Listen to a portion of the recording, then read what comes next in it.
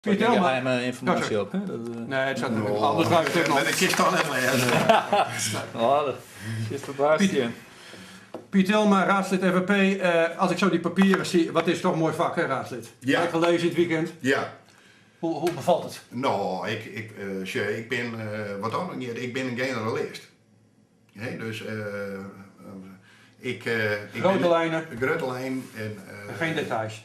nou, dat ook, ik ben net helemaal zezen, maar ik ben net een specialist. Ik ben overal goed in, maar ik ben nergens een topper. Nee. Maar dat kan toch eigenlijk niet anders? Je bent maar een eenmansfractie. Ja, En je hebt tegenover je Partij van de Arbeid 15. Ja. Maar is het überhaupt te behappen dan? ja, nou, ik vind het wel. Ik vind het wel. Net voor en dadelijk. Hè. Maar Sjoerd, nou even, het financiële verhaal, dat vind ik gewoon van mezelf, daar moet ik gewoon... nee, dat moet ik raap in.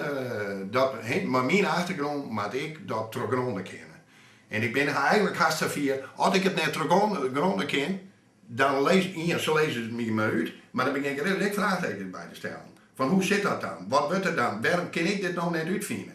Dus ik moet dat in wezen helemaal in de vingers krijgen. Ik wil net zeggen dat dat voordelig van daar in de gaten haast. Ook de Vries dat wel zijn, dus maar eerst in een reëlsperiode mooi draaien. Ik kom er echt achter dat ik heel iets meer leren, Maar die financiële zaak, dat vind ik dat ik vanuit mijn achtergrond en mijn opleiding goed doen aan te kennen. Stadsontwikkeling, dus dat is bestuur en middels, dat is de bestuursmiddelen komt. Stadsontwikkeling is, naar mijn idee, dat had mijn interesse. Ja. Dat heb ik wel merken van, of zou je hier terug die week heen, ik bedoel, daar heb je wat mee. Ja. daar heb ik wat mooi, daar heb ik aardig iets aan, ik heb aardig iets aan architectuur, ik vind dat interessant, ik vind het goed in stad zich ontwikkeld. Dus daar loopt al een speciale interesse uit.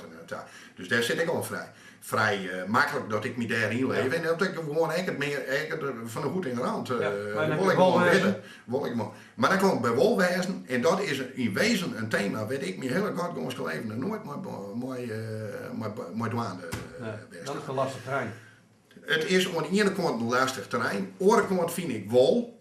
En dat is dan, elk voordeel heeft zijn nadeel. Ja. Ik pak alle terreinen. Ja.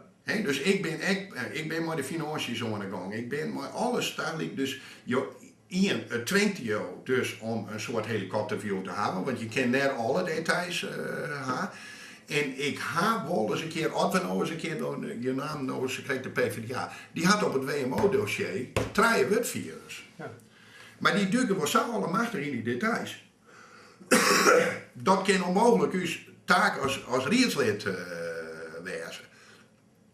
Als die taxi nou, hoe vaak het die taxi nou op tijd bij die burger komt. Ik bedoel, al hoeveel klachten had ik over binnen.